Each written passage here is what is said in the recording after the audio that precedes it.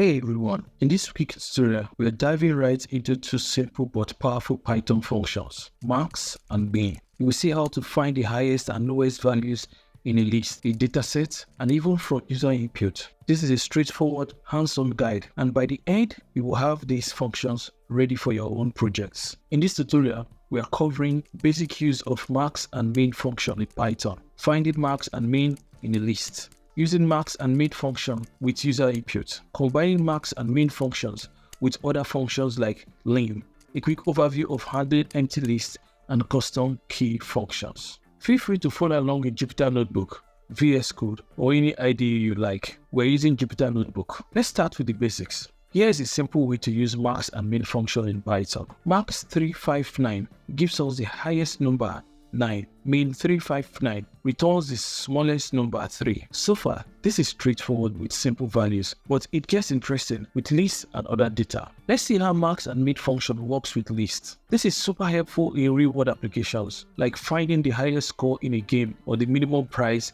in a list of products. Max scores searches through the list scores and finds the largest number, 78. Min scores searches for the smallest, which is 25. Next, let's allow users to enter their own values. We will find the maximum and minimum numbers in the list they provide. Here, input function lets the user type in numbers. The .split function breaks up the input into separate values, while this converts each input to an integer. The list function creates a list from the values. Max user scores and min user scores find the highest and the lowest scores from the user inputs. Now, one common error happens when a list is empty. The max and the min functions can't find a value if there isn't one. Let's handle that. If scores checks if the list has values. If it does, we get the max and the min values. Otherwise, it tells us the list is empty, avoiding an error. You can combine max and min functions with other Python functions. Here is an example using the len function to find the longest word in a list. Max words key equals len finds the word